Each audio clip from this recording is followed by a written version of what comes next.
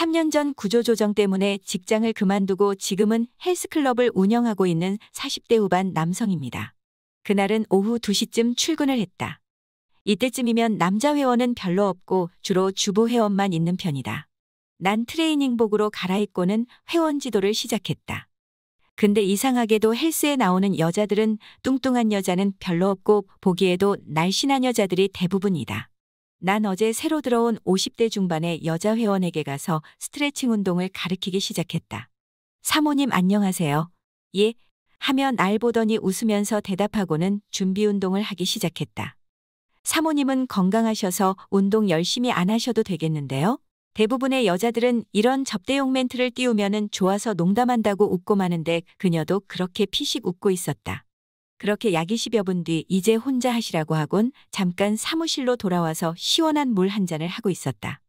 근데 그녀가 사무실 쪽으로 와서는 문을 두드린 것이다. 박쌤 기구 사용하는 방법 좀 알려주세요. 아, 예 잠깐만요. 순간 날 보던 그녀의 눈동자가 커지는 것 같더니만 호호하면서 나가는 것이었다. 며칠 뒤 집으로 돌아오는데 빌라 입구에서 웬 여자가 인사를 하는 게 아닌가. 안녕하세요. 아, 예 인사를 받고 나서 보니 며칠 전 사이클 타는 방법을 알려줬던 그 여성 회원이었다. 아, 여기 사세요? 네, 저는 501호인데요. 나도 이 빌라 1층에 살아요. 101호요.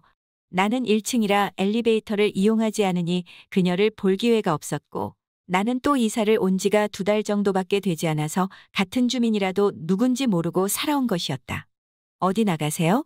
내 아들 내외가 회식하느라고 늦는다 해서 저도 잠깐 바람 쐬러 나왔네요. 그러세요? 혹시 쌤도 같이 바람 쓸래요?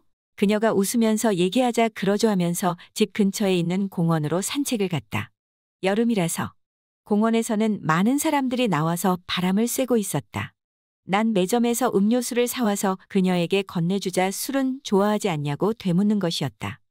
혹시 술은 안 마시세요? 좋아는 합니다마는 그럼 제가 맥주로 바꿔올게요. 하면서 매점으로 가서 캔 맥주를 가져왔다. 우린 혹시 동네에서 아는 사람을 만날까 봐서 조용한 곳으로 자리를 옮겼다.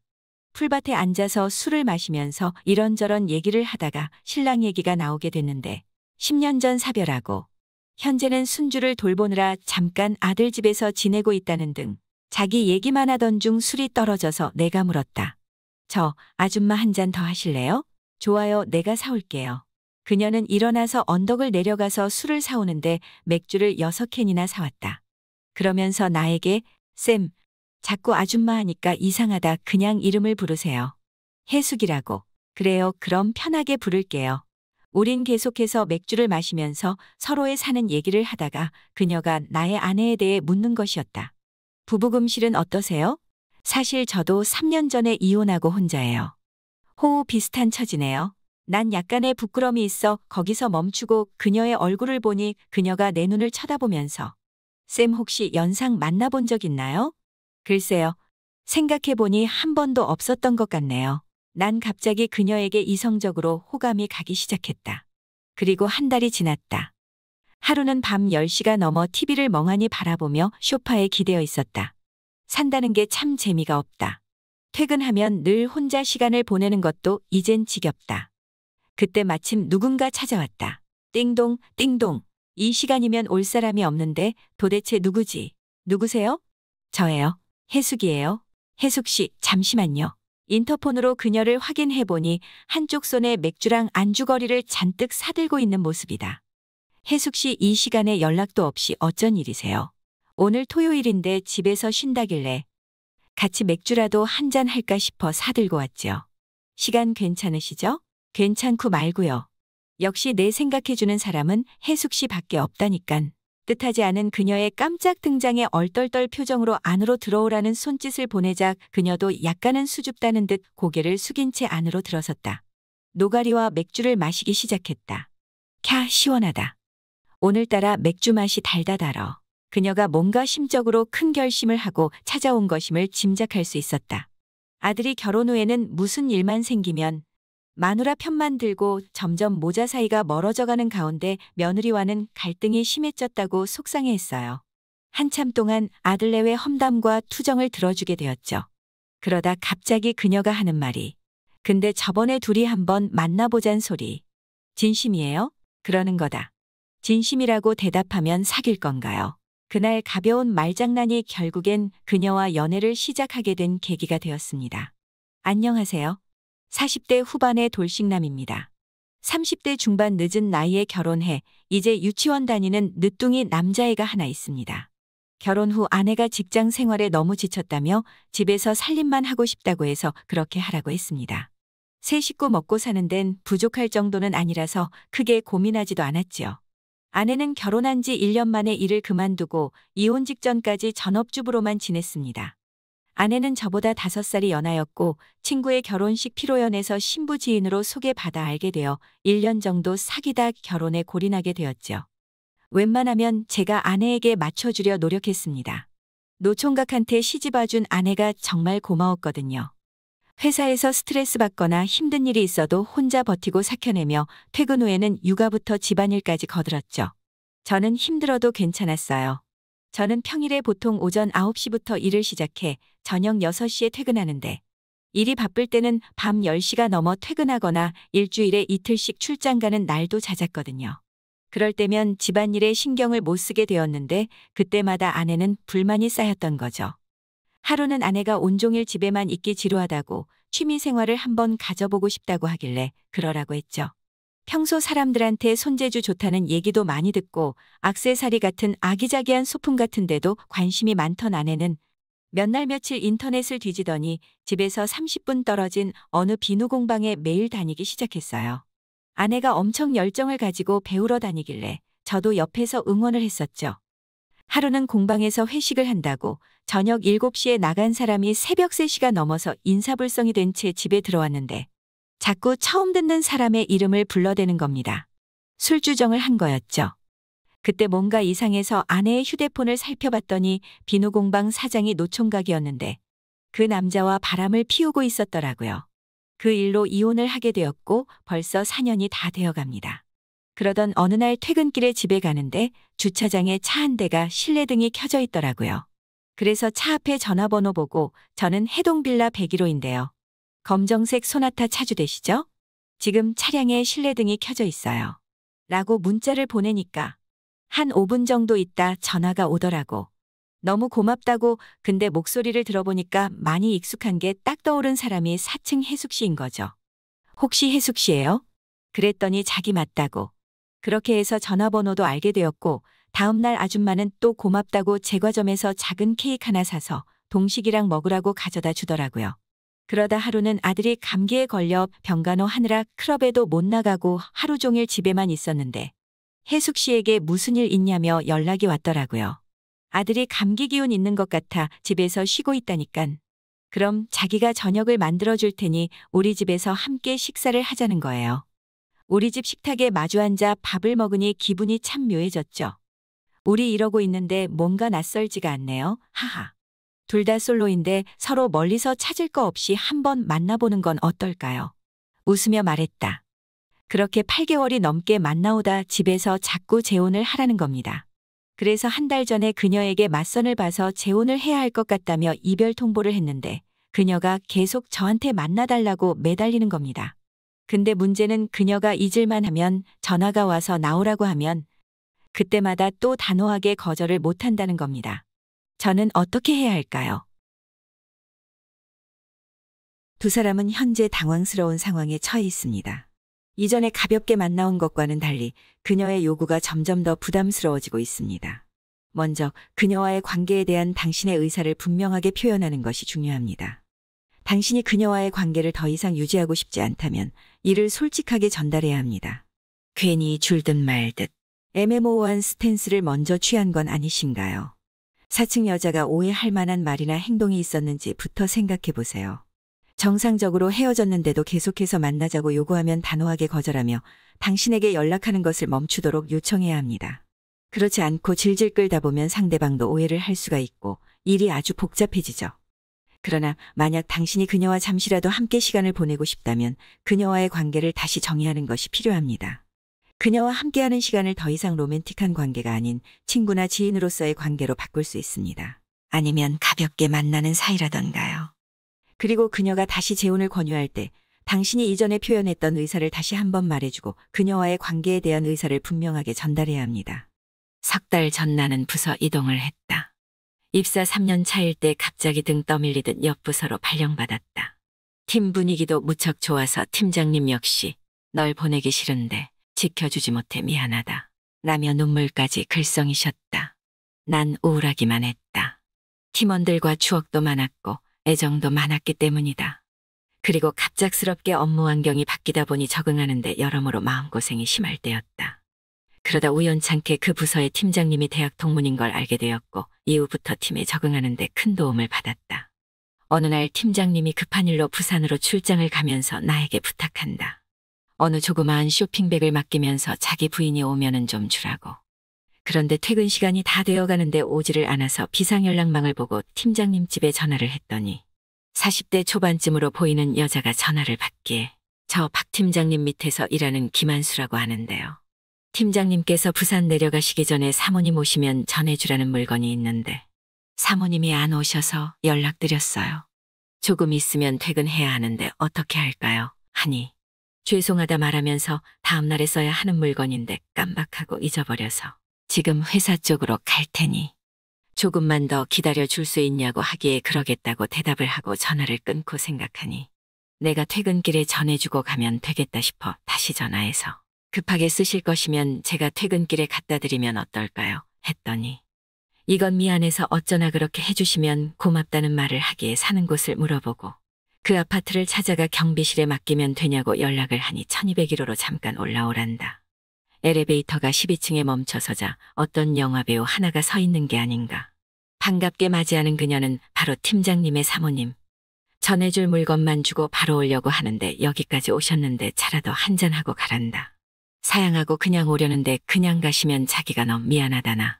그럼 잠깐이라도 들어와서 물이라도 한잔하고 가란다. 못 이기는 척하면서 팀장님 댁이 궁금하기도 하고. 그래서 들어가 보니 좀 깔끔하면서도 소박한 살림살이가 팀장님의 깔끔한 성격, 처음 보는 사모님의 외모에서 나타나는 고귀함 등등 절실히 묻어나 있는 것 같았다. 그날은 그렇게 차 한잔하고 나왔는데 지금 생각해보면 우연치고는 너무나 특별한 우연이랄까. 며칠 후 여친의 생일 선물 하나 사주려고 백화점을 갔는데 그곳에서 사모님을 또 만나게 될 줄이야. 가방 하나 사들고 나오는데 뒤에서 누가 나를 부른다. 뒤돌아보니 바로 팀장 사모님이 아닌가. 두 번째 보는 얼굴인데 집에서 볼 때와 전혀 다른 모습. 더 세련되고 성숙하게 보이는 그녀. 네, 안녕하세요. 사모님. 반갑게 인사를 하니 여기서 만나니 더 반갑다고. 일다 봤으면 식사 어떠냐는 제안에 내가 마다할 이유 없지 않은가 말이다. 고급 일식집에서 음식을 주문하고 좀 기다리는 시간에 지난번에 고마웠고 또한 자기 남편이 학교 후배란 것도 들었다며 이런저런 대화를 하는데 아참 팀장님께서 또 출장 가셨죠. 근데 백화점에 쇼핑하러 오셨나 봐요. 화제를 돌리니 그렇다고 하면서 뭘 샀냐고 하기에 여친 생일 선물 하나 샀다 하니 여자 것은 여자가 봐야 여친이 좋아할지 아닐지 자신이 평가를 해준다기에 선물을 꺼내 보여주었죠. 그렇게 즐거운 식사를 마치고 나와 지하 주차장에서 헤어졌습니다. 그러다 연말에 회사에서 큰 홀을 대관해서 부부 동반 송년회를 가졌는데 팀장 사모님을 다시 만나게 된 거죠. 모임에 나오는 사람들 중에서는 나랑 가장 안면이 많아서 그런지 틈만 나면 내 쪽으로 와 특별히 친절하고 따뜻하게 대해주었고 저와 대화도 잘 통하는 것 같았습니다. 여배우 포스 넘치는 사모님이 저를 그렇게 잘 대해주는 게 너무 기뻤습니다. 그런데 사모님이 저에게 계속 말을 걸어오면 이상하게 주변 사람들이 신경 쓰이고 해서 편안하게 대답을 제대로 못하고 그랬죠. 그리고 팀장님 성격이 좀 섬세하고 예민, 소심한 편이라 혹여나 오해라도 할까 걱정도 되었고요. 그래서 사모님과 얘기를 나누기가 더더욱 불편하였고요. 한수 씨, 오늘은 딴 사람 같아요. 뭔가 불편해 보이기도 하고. 무슨 일 있으세요? 아니요. 우리가 너무 친해 보이면 다른 사람들이 오해라도 할까 해서요. 아, 그랬군요. 저랑 얘기하는 게 싫어서 그런 건 아니시죠? 그럼요. 저는 사모님과 대화가 무척이나 재미난걸요. 하하. 그 사이 팀장님 부인은 자녀 교육 문제 때문에 아이와 함께 미국으로 갔고 팀장님만 서울에 남아 돈을 벌게 되었습니다. 기러기 아빠가 된 거죠. 그러다가 제가 거래처와 계약 문제로 미국에 가게 되었고 선배의 부탁을 받고 한 보따리 짐을 그 가족들에게 전달을 해주어야 했습니다. 아, 가슴이 떨리더군요. 멀리 타국에서 선배도 없는 그곳에서 사모님을 만나게 되다니. 그런데 사모님과 만나기로 한 장소로 다가갈수록 시간이 가까워질수록 왜 그렇게 가슴이 뛰던지. 미국에 도착한 첫날 숙소에 짐을 풀고 거래처에 들렀다가 피곤해서 잠이 들었고 그 다음날 오후 사모님을 만나러 갔습니다. 아이가 다니는 학교 앞에서 만나기로 했는데 제가 너무 일찍 도착해서 10분 정도 기다리며 주위를 맴돌았습니다. 그러고 있는데 어떤 검정색 외제차가 제 앞에 서더니 한수 씨, 오랜만이에요. 어서 타세요. 하는데 안을 보니까 사모님이 커다란 샤넬 선글라스를 끼고 저를 보고 있더군요. 너무나 반가워서 인사하는 것도 까먹고 옆자리에 올라탔습니다. 전 가지고 간 커다란 짐 보따리를 건네주며 이거요 하고 물건을 전해줬더니 네, 고마워요 하더니 밥 사준다고 하네요. 전 그냥 짐만 건네주고 와야지 하고 갔는데 암튼 운전하는 대로 이끌려서 어느 레스토랑으로 들어갔습니다. 여기 생활이 너무 좋다. 짐 갖다 줘서 고맙다는 등 처음엔 담담하게 음식 시켜 먹으면서 일상적인 얘기를 했어요. 먹을 거 다 먹고 물을 홀짝홀짝 거리고 있으려니 문득 주변엔 다 외국 사람이고 누가 보더라도 우리 둘은 연인, 아니 부부 사이처럼 보인다는 뉘앙스가 확 풍기더군요. 언뜻 보니 사모님도 좀 외로워 보였습니다. 레스토랑을 나와 사모님이 또 헐리우드 배우들이 많이 사는 동네를 구경시켜준다고 드라이브를 하자고 해서 따라 나섰습니다. 30여 분 드라이브를 하다가 한적한 공원에서 잠깐 산책하기로 했어요. 평일이라 그런지 사람은 거의 없고 날씨는 화창하고 벤치에 앉았는데 뜬금없이 그녀가 한수 씨 혹시 송금 볼 줄 아세요? 그러대요. 평소에 제가 관상을 좀 볼 줄 알아서 직원들에게 몇 마디 한 걸 팀장님한테 듣고 혹시 송금도 볼 줄 아나 했나 봅니다. 그래서 조금이요 했더니 제게 손을 턱 내밀더군요. 사실 송금은 잘 못 보는데 그렇게 멀뚱히 보고만 있다가 참 외로운 팔자네요 라고 말하고 말았죠. 별 대단한 얘기도 못 해줬는데 저한테 신기라도 있냐며 어떻게 자길 그렇게 잘하냐고 그러더군요. 그냥 보기에도 외로워 보인다고 했죠. 그러자 그녀가 좀 어색해하는 것 같더군요. 그리곤 별 얘기 없이 몇 분 더 앉아있다가 일어났습니다. 그렇게 공원을 나와 다시 차로 움직이고 이별 시간이 다가오는데 그녀가 차를 대로에서 빠져나가 한적한 곳에 세우곤 아무 말 없이 한숨을 푹 쉬더니 갑자기 제 손 위에 손을 살짝 얹어 놓더군요. 그때 얼마나 가슴 떨리고 충격을 먹었던지 전 잠시 망설이다가 그녀도 저도 이미 마음이 통해 있는 상태였고 우린 그렇게 그로부터 며칠 후 저는 귀국을 했고 지금까지 그 시간을 잊지 못하고 있습니다. 그 선배는 두 자녀가 미국 생활에 자리 잡는 동안만 아내도 함께 나가 있기로 했었는데 하지만 예상했던 것보다 아내의 외국 생활은 길어졌고 아내와 자녀들의 편의를 위해 현지의 아파트까지 구입해 주었다. 하지만 선배의 홀로 남겨진 생활은 쉽지가 않았다. 그렇게 약 3년 동안 아내에게 송금한 돈은 3억 5천만 원에 달했다. 그런데 LA 해외지사에서 근무 중인 직원에게 믿을 수 없는 말을 듣게 되었습니다. 아내가 현지에서 다른 남자와 바람을 피우고 있다는 것이었다. 애들 데리고 당장 귀국해. 더 이상 이렇게는 못 살겠어. 이게 무슨 부부야. 눈에서 멀어지면 마음에서도 멀어진다더니 끝내 바람을 펴. 우리 이대로 끝내자. 결국 선배 부부는 이혼을 하고 말았습니다. 그날 저한테 남편한테는 불만은 있을지언정 이혼 생각은 전혀 없다고 말했었는데 막상 그 부부가 이혼을 하게 되니 자꾸 저 때문인 것 같아 후회가 됩니다. 그날 송금을 보며 외로운 팔자란 다소 부정적인 말을 했던 게 후회스럽네요. 특히 심리적으로 불안할 때 이러한 뇌리에 깊숙이 꽂힐 만한 부정적인 대화는 그 사람을 다른 생각이나 행동을 할 때에 큰 영향을 미칠 수 있기 때문이죠. 저도 2년 동안 직장 동료를 만나왔습니다. 처음 만난 장소는 제가 공장에서 잠시 알바를 했었는데 거기서 저랑 같이 일하는 39살 아줌마가 한 분 있었네요. 그냥 같은 부서일 뿐 나이는 틀려서 얼굴만 알고 간단히 인사만 하는 사이였었죠. 처음엔 관심이 별로 없을 뿐 나이 차이도 심하고 그냥 아줌마라고 밖에 생각을 안 했는데 언제부터인가 이 아줌마가 스타일에 신경을 많이 쓰더라고요. 지금 생각해보면 그때 당시 저를 자꾸 쳐다보는 느낌을 받긴 했어요. 쳐다보는 눈빛도 좀 이상했고요. 그러던 찰나에 부서 내에 팀회식이 있던 날 사건이 터졌죠. 전 당시 회사 내에 같이 일하는 저랑 2살 차이 나는 누나를 좋아하고 있었고 그 이모는 그때까지 관심도 없었네요. 여차저차 회식으로 1차 감자탕 집에서 술 먹고 2차로 노래방을 갔었죠. 전 갈 생각 없었는데 그 누나가 가길래 따라갔습니다. 그런데 노래방에서 그 이모가 계속 절 심하게 쳐다보는 거예요. 저 아줌마 나한테 무슨 불만 있나 속으로 생각하고 있는데 갑자기 같이 춤추자고 손을 잡는 거 있죠. 얼떨결에 같이 추긴 했는데 지금 생각해봐도 황당했었네요. 그렇게 2차 노래방도 끝나고 집으로 해산하는 길에 그 누나는 남자친구가 마중 나와 남친 차 타고 집에 가고 그 모습을 보고 속상하던 중에 저도 이제 집에 가려고 택시를 잡으려고 하는데 어떤 아줌마가 뒤에서 동시가 나랑 같은 동네 살잖아. 택시 같이 타고 가 이러는 거예요. 누군가 해서 보니까 노래방에서 같이 춤추자고 했던 그 이모더군요. 저도 어쩔 수 없이 그 이모랑 같이 탔죠. 차에 타는 순간 노래방 때와는 달리 너무 조용하셔서 뻘쭘하니 창문만 보고 있는데 그 이모가 집 앞에서 한 잔만 더 할래 이러시길래 그 짝사랑 누나 때문에 속상하던 참에 그 상태로 집에 들어가 봐야 잠이 안 올 것 같아서 예 간단히 한 잔만 하고 들어가요 하고 맥주집으로 고고싱 그때부터 여러 일들이 있었죠.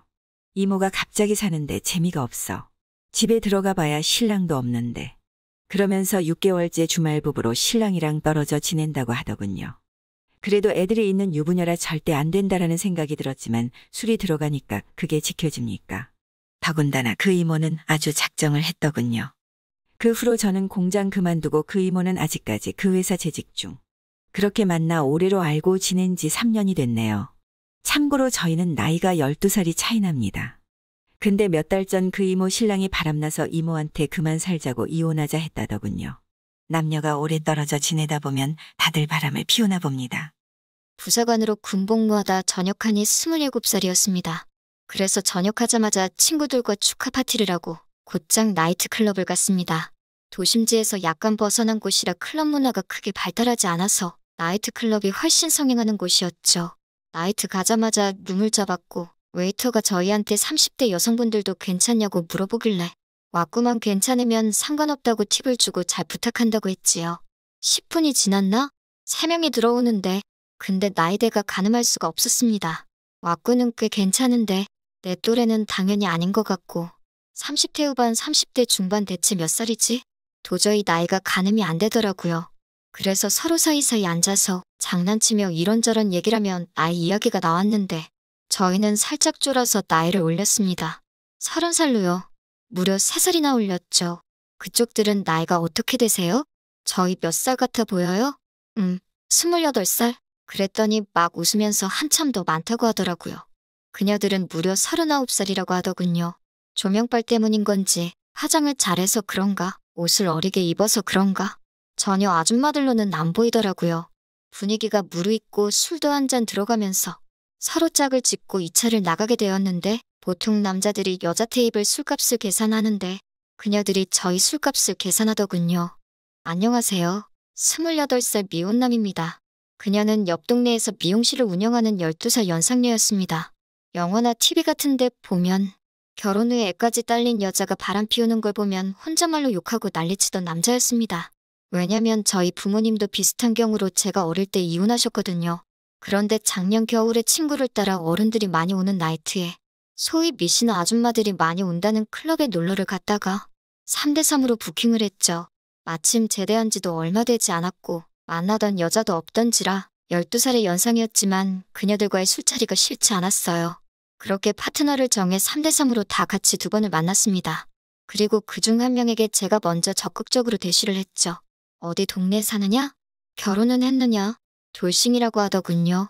그래서 남자친구 없으면 휴대폰 번호를 알려달라고 했지요. 내가 마음에 들었는지 손을 내 주머니에 넣어 휴대폰을 꺼내더니 울짝이라고 연락처를 저장해 주더군요. 그때 느꼈죠. 보통 여자가 아니다. 앞으로 내가 혼쭐을 좀 내줘야겠다. 그렇게 우리의 만남이 시작되었습니다. 매일 밤 그녀가 운영하는 미용실로 찾아갔습니다. 미용실 규모는 그리 크지 않아도 주위에서 실력 좋다고 소문이나 손님이 꽤 많은 편이었고 그녀와 여직원 한 명이 함께 일하고 있었습니다. 홍철 씨, 한창 나이에 여자친구 없으면 힘들지 않아?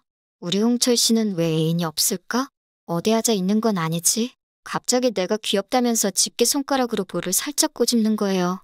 나는 다른 사람이 내 얼굴에 손대는 거 정말 싫어하는데 그녀의 돌발 행동에 조금 당황했지만 기분이 그렇게 나쁘지가 않더라고요.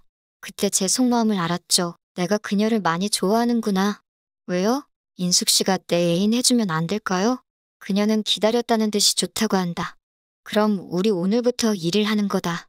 아무튼 친구 녀석들도 하는 말이 포스가 장난이 아니었죠. 성격도 외향적인 것뿐이 아니라 아주 적극적이고 그러면서도 나를 너무 잘 챙겨주는데 내 눈에 그녀가 얼마나 사랑스럽게 보였겠어요? 처음에는 나이차 때문에 심심할 때 만나서 맛있는 거나 얻어먹고 엔조이 비슷하게 만나보려 했었는데 저를 진심으로 대하는 게 느껴져서 저도 모르게 사랑에 빠져갔습니다. 만날 때 제가 자존심 상할까 봐서 몰래 지갑에 돈도 넣어주고 남자는 눈치 보거나 기가 죽어 있으면 안 된다면서 밥이나 술 먹고 나올 때 직접 계산을 하면서 카드를 슬쩍 건네주고 처음엔 되게 자존심도 상하고 고맙기도 하고 그래서 나를 뭐로 보는 거냐고 화를 냈더니 공짜로 주는 거 아니라고 자기 형편이 더 좋으니까 챙겨주는 거라고 그러는데 솔직히 감동이었죠. 이후 거의 동거하다시피 그녀와 시간을 보냈습니다. 그렇게 약 8달 정도 만났는데 어느 날 심각하게 말하더라고요. 미안하다고. 자기가 사실은 이혼한 돌싱녀가 아니고 애가 둘 있는 유부녀라고요. 남편과는 20살 때 동거부터 시작해서 23살에 큰 애 가지고 결혼했다면서 벌써 결혼 생활한 지가 20년 가까이 된 거였죠. 클럽에서 처음 만났을 때 이혼녀라고 했고 당연히 남편이 없는 줄 알았습니다. 그녀가 이제껏 작정하고 속여왔기 때문에 생각지도 못했죠.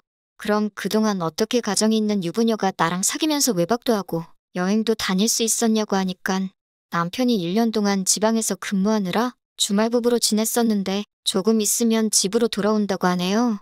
그래서 더 큰 사단이 나기 전에 나랑 헤어져야 할 것 같다고. 이제서야 사실을 고백하는 거라고 하대요. 저는 그녀를 너무 사랑하고 있던 터라 그 소리를 듣고 너무 괴롭고 힘들었습니다. 처음엔 유부녀란 소리를 듣고 너무 충격을 받고 헤어지기로 했지만 그녀에게 계속해서 연락이 와서 내가 보고 싶다고 마지막으로 딱 한 번만 더 만나면 안 되냐고 한 번, 두 번, 세 번을 보다가 결국은 유부녀인 걸 알면서 만남을 유지하게 되었지요. 그렇게 또 다시 3개월 가까이 만났습니다. 솔직히 이 아줌마를 만나보니깐 다른 여자를 만나도 눈에 들어오지가 않는 거예요. 진심으로 사랑하고 있는 것 같습니다. 만나서 같이 얼굴 보고 있을 때는 좋은데 문제는 같이 있다가 헤어지면 아줌마는 남편이 있는 자기 집으로 휙 가버리고 항상 혼자 남게 되니 공허함이 크다고 할까요? 그냥 엔조이 상대로 생각했다면 가끔 만나서 놀다 헤어지면 그만이지만 사람 감정이 맘대로 되지 않으니 마음이 너무 아픈 겁니다. 그렇게 마음고생을 하다가 이제 다시는 안 만날 거라고 냉정하게 말하고 헤어지기로 했습니다. 그녀도 그렇게 하자고 그래서 더욱 단단히 마음을 먹었죠. 근데 헤어진 지 한 달쯤 지났나? 밤 12시가 다 되어 그녀에게 카톡이 온 겁니다. 자기야, 너무 보고 싶어.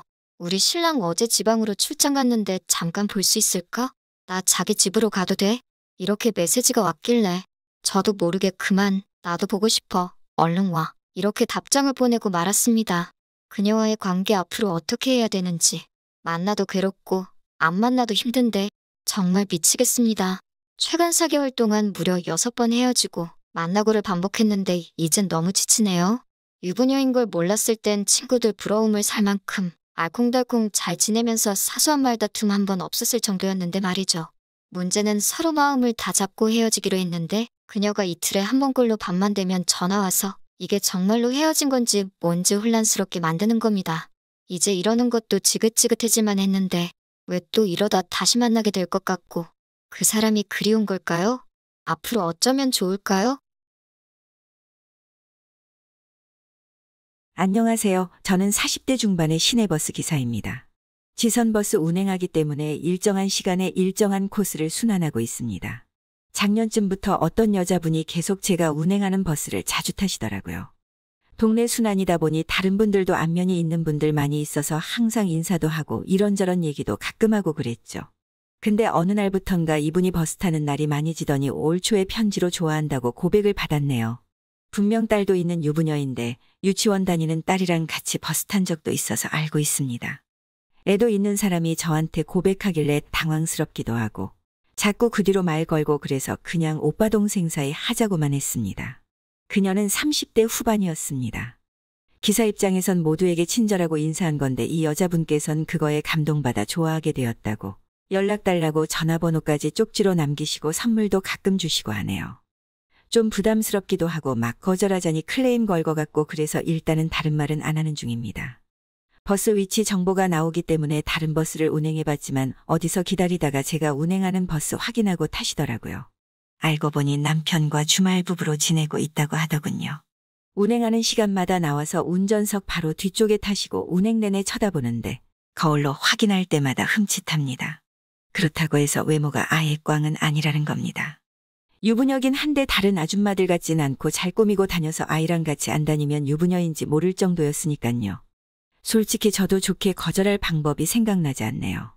좋은 방법이 있다면 저한테도 알려주세요. 아무튼 상간남 소송당해서 인생 망할 수도 있으니 하루빨리 정리하세요. 전 20대 후반의 평범한 미혼남입니다. 연애하는 면에 있어서는 결코 평범하지 않을 수도 있겠네요. 제가 지금 20살이나 많은 여자를 만나고 있거든요. 그런 쪽으로 좀 밝히는 편인지는 모르겠지만 이제껏 만나온 여자들과는 안 맞는 게 많아서 자주 다투고 그런 걸로 스트레스 받아서 헤어진 적이 몇 번이는 터라 궁합을 좀 중요하게 생각합니다.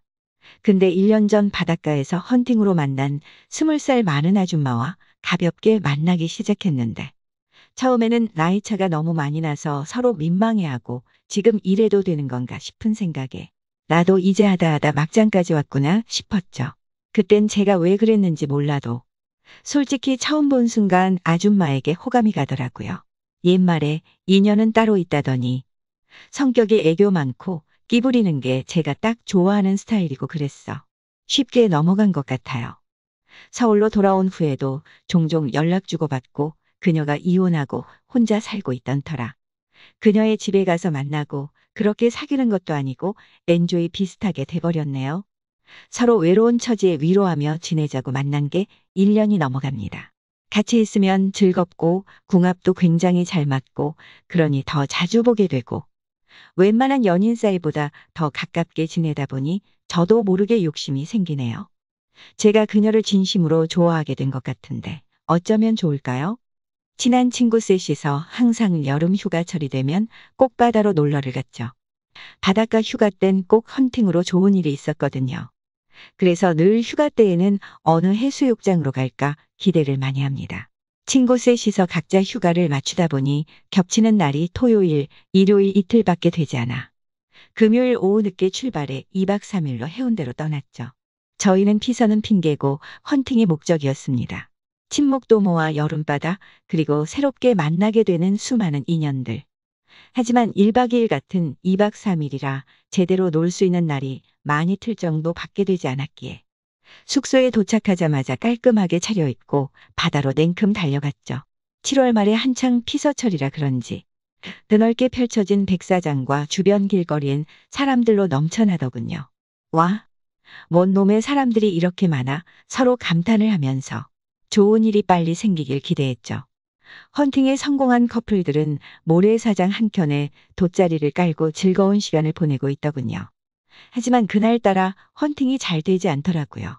저희가 솔직히 키는 큰 편인데 얼굴이 좀 딸리거든요. 2시간 가까이 돌아댕기며 헛걸음하고 사람 구경만 실컷 하고 지쳐서 숙소로 돌아왔습니다. 숙소로 되돌아와 굶주린 배도 좀 채우고 씻고 나니 밤 10시쯤 되었고 다시 바닷가로 나가 맥주나 한 잔 먹으면서 의미 있는 밤을 보낼까라는 생각이 들더군요.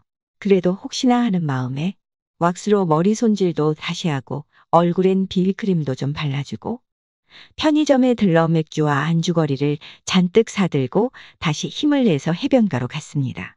막상 해수욕장에 도착하니까 깜놀했습니다, 진짜. 사람들이 저녁 때보다 더 많아졌더라고요. 다들 헌팅하려고 이렇게 사람이 모이는구나 싶었죠. 준비해온 돗자리를 펴고 한잔하면서 주변을 물색해보니깐 군데군데 여자들이 몰려있는 곳에 남자들이 수시로 왔다 갔다 하면서 헌팅이 이루어지고 있더라고요. 역시 이런 곳에선 헌팅이지. 저희도 몇 차례 헌팅을 시도했지만 계속 까이기만 하네요. 거의 20대 초반 여자애들 뿐이라 그런지 저희 같은 노땅들은 거들떠도 보지 않았습니다. 계속 헌팅은 아쉽지만 이루어지지 않았습니다. 속상한 마음에 계속해서 맥주만 마시고 있는데 저희 바로 옆자리에 아줌마 2명이 자리를 비고 앉는 겁니다. 그때 친구 한 놈이 그 아줌마들 보고 말을 걸었다. 저기 아줌마, 저희랑 술 한잔 할래요? 친구는 헌팅도 안 되고 자포자기한 마음에 그냥 한번 해본 소리였다. 그런데 두 사람이 우리를 쳐다보고는 그런데 벌써 술을 다 마신 것 같은데 하면서 살짝 웃는 것이었다. 그때 내가 재빨리 일어나며 아니요, 술이야 당장 가서 사오면 되는 거죠.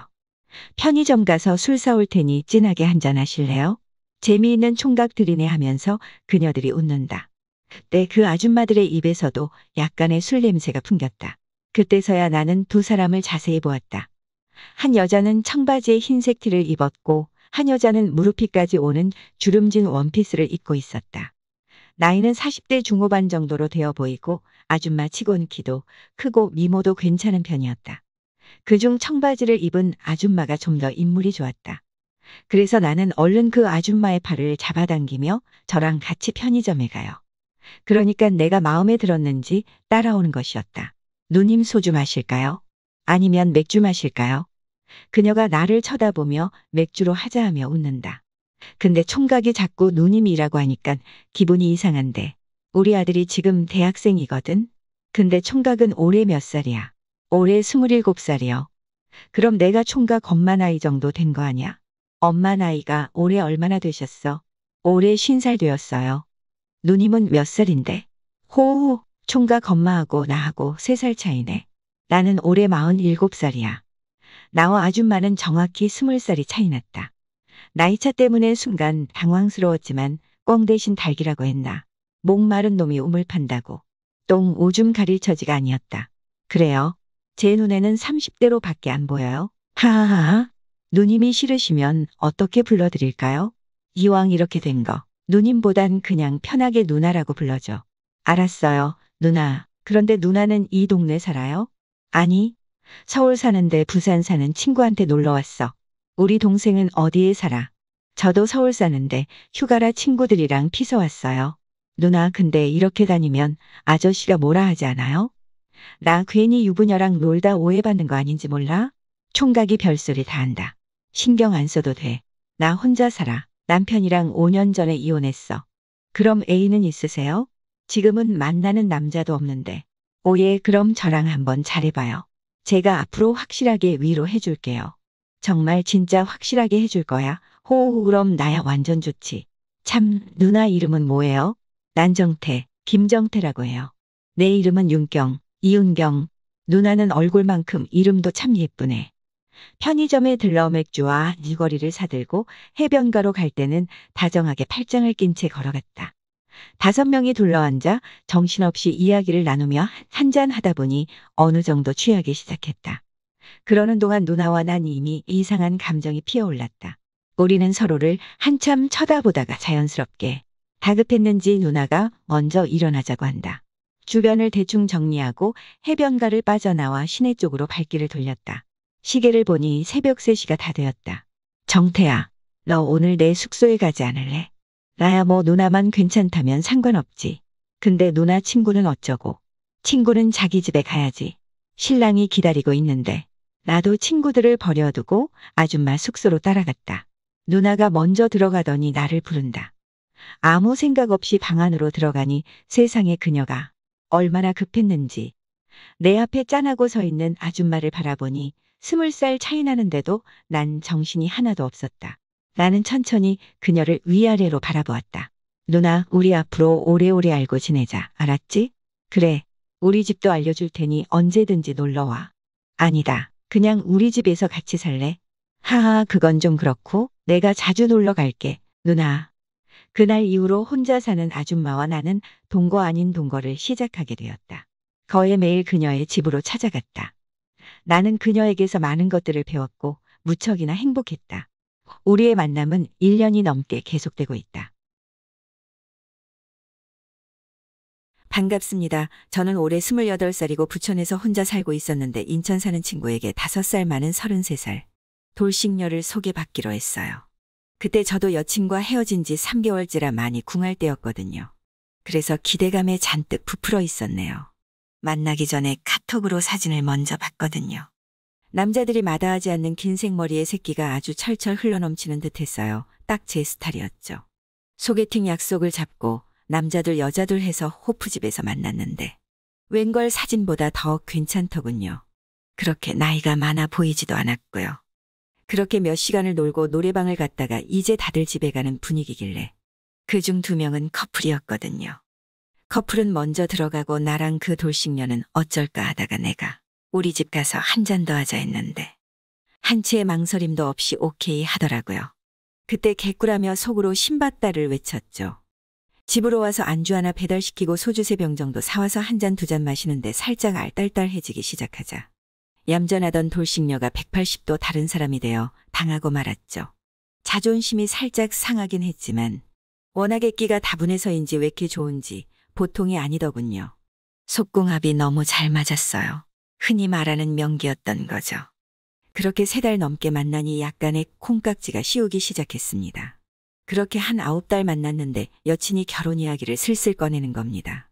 어떻게 해야 할지 결혼까진 정말 아닌데 그래도 궁합이 너무 잘 맞는 명기고 그로 인해 콩깍지도 씌운 것 같고 그렇게 고민하다 이대로 놓치면 후회할 것 같아 결혼을 했습니다. 현재 결혼 5년 차인데도 지금까지 잘 살고 있습니다. 사람마다 중요시하는 게 다르니 어떤 이에겐 속궁합이 너무 중요하고 어떤 이는 그거 없이 결혼은 애와 믿음 이런 것만 있으면 된다 하죠. 분명한 건 속궁합 부부금술 좋은 부부는 어떤 시련이 닥쳐도 지지고 볶고 싸워도 절대 이혼은 안 하더군요. 그리고 또 화해도 쉽고요. 그게 속궁합 잘 맞아서 늙어 한 달에 한 번 하는 거랑 안 맞아 싫은데 한 달에 한 번 하는 거랑 애정의 느낌이 다를걸요. 당연히 결혼하면 바람필 수도 없는데 궁합까지 안 맞아서 부부 생활이 지옥이어봐요. 그렇게 이혼하는 사람 꽤나 많습니다. 많은 여자분들이 착각하는 게 성생활을 결혼생활이랑 떼어놓고 생각하는 거예요. 부부니까 육체적 공감도 형성하는 거고 거기서 안정도 느끼는 건데 말이죠. 아주버님, 다음 주 일요일에 별일 없으시죠? 왜? 뭔 일 있어요? 그녀는 바로 처남과 이혼한 처남댁이었다. 아니, 나 성남 쪽으로 이사가게 집 알아보려고요. 그래서 부동산 다닐 때 같이 다녔음 하고요. 웬만하면 도와줘요. 주변에 이제 아는 남자도 없는데 혼자 다니기엔 힘들잖아요. 알았어. 시간 한번 내보지 뭐. 일요일 그녀가 하필이면 우리 동네로 이사를 하고 싶단다. 집 계약하면 맛있는 거 사드릴게요. 고마워요. 그래, 알았어. 처남댁 정희는 올해로 35살인데 결혼 5년 차에 바람을 피워 이혼녀가 되었다. 현재는 만나는 남자가 없다는데 그 속을 알 수 없는 여자다. 어릴 때부터 백화점에 근무해서 그런지 보는 눈은 꽤 높다. 나와는 3살 차이다. 난 그저 처남과 이혼하고 아끼는 여동생으로만 생각했지. 그 이상도 이하도 아니었다. 결혼 4년 차에 접어들어 처남과 부부 사이가 소원해지면서 처남댁은 채팅 어플로 만난 남자와 눈이 맞아 수개월 동안 바람을 피워오다 이혼을 하고 만 것이다. 그리고 우리 집 근처 오피스텔을 얻어 살게 되면서 수시로 연락이 오기 시작했죠. 앞으로는 편하게 정호 오빠라고 부를게요. 그래도 되는 거죠. 집 구하느라 몇 날 며칠을 같이 다녔더니 그녀와 부쩍 친해져서 사적으로 만나는 일이 많아졌다. 정호 오빠, 주말에 시간 되면 집에 잠깐 오실래요? 정희 씨는 이혼한 지 10개월이 지났는데 그동안 어떻게 지냈어요? 이혼하고 난 뒤 그녀는 어딘가 많이 달라 보였다. 이혼당하고 우울해할 줄 알았는데 표정이 한층 더 밝아졌기 때문이다. 그녀가 준비한 저녁상의 반주로 소주도 한 잔 기울였다. 그녀는 술이 땡겼는지 술잔이 채워지게 무섭게 연거푸 마셔대었고 그런 모습이 신기하듯 쳐다보는데 순간 눈이 마주치자 살짝 웃는다.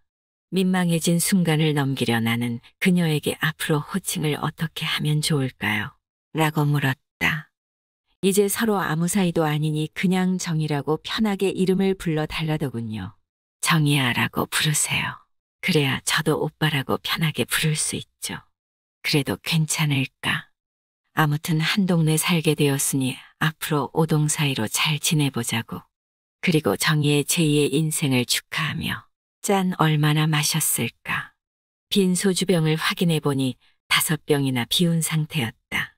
마지막으로 라면을 하나 끓여 먹고 이런저런 이야기 끝에 그녀가 심심하면 언제든지 찾아오라며 오피스텔 비밀번호까지 알려준다. 나한테 현관 비밀번호까지 알려준다고. 이건 뭐지? 우리 두 사람 사이는 가까워질 수밖에 없었습니다. 원래 자식들이 많은 집들은 화목한 편인가요? 저희 처가집이 처남 하나의 딸이 둘이고 와이프가 둘째입니다. 저희는 결혼한 지 8년 정도 되었는데 처가 식구들이 적어도 한 달에 서너 번은 꼭 모입니다. 더군다나 처가집과 저희 집은 차량으로 10분 거리에 있는 같은 동네이고요.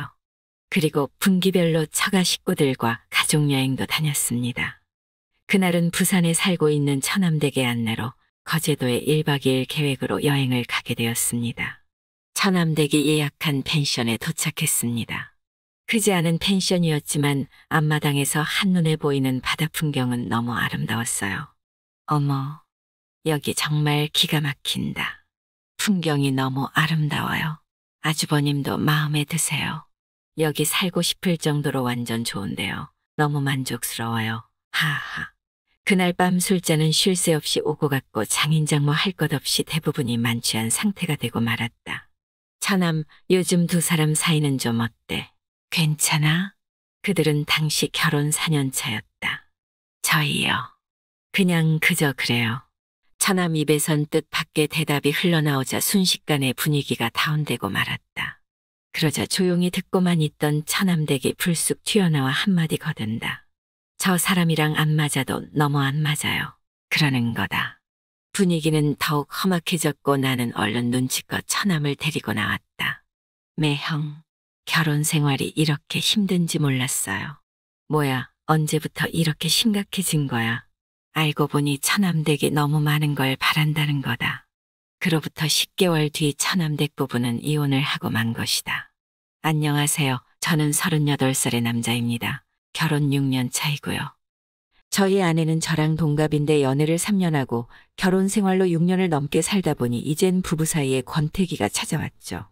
서로 의지가 없는 건 아닌데 오래 살다 보니 흥미를 잃었다고 할까요? 그때 마침 회사에서 공기업 발주의 대형 사업을 저희 부서에서 맡게 된 겁니다. 빡빡한 일정에 매일 같이 야근과 철야를 하게 되었고 새벽에 퇴근하는 경우도 많아지면서 처남댁과 만나는 일도 잦아졌습니다. 그녀가 먼저 자기랑 친해지고 싶으면 자주 놀러 오세요 하며 아무렇지도 않은 듯 태연하게도 현관 비밀번호까지 알려주는데 나도 모르게 왠지 긴장되고 설레어 오는 건 왜였을까요? 솔직히 심쿵했습니다. 이후 난 하루가 멀다 하고 그녀를 찾아가게 된 겁니다. 그렇게 6개월가량 만났을까. 그녀에게는 나 말고도 따로 만나는 남자가 더 있다는 걸 알게 되었죠. 40대 초반 돌싱남이었는데 그 사람과 재혼을 전제로 사귀기로 했다며 나와는 더 이상은 못 만나겠다고 하더라고요. 그녀의 말로는 내가 싫어져서가 아니라 자길 더 아껴주는 사람과 만나고 싶다는데 거기에 대고 내가 뭐라고 말할 수 있었겠어요. 그래, 잘 먹고 잘 살아라. 혹시라도 내 생각나면 언제든지 연락해. 그렇게 헤어지게 된 거였죠. 솔직히 아내와 사이가 소원해져 이혼하고 난 뒤 첫 번째로 사귄 사람인데 허무하게 헤어지려니 아쉽긴 하더라고요. 그렇게 2달이 지났습니다. 일요일날 집에서 쉬고 있는데 그녀에게 카톡이 왔습니다. 오늘 시간 있어요. 오빠랑 내일 같이 갈 데가 있는데. 설마 하며 혹시 나랑 갈 데가 산부인과냐고 물었더니 맞다고 합니다. 어제 저녁에 임신 테스트기에 2줄이 나왔다고 하더군요. 다음날 산부인과 가서 초음파해보니 임신이 맞다고. 이제 7주 차라고 하대요. 우리가 헤어진 지 정확히 2달인데 뭔가 수상하고 애매하잖아요. 아무튼 그녀는 제 아이가 확실하답니다. 그녀를 집까지 바래다 주었는데 한다는 말이 둘 사이에 애도 생겼으니 돌싱남과는 헤어지고 나랑 재혼하고 싶다네요.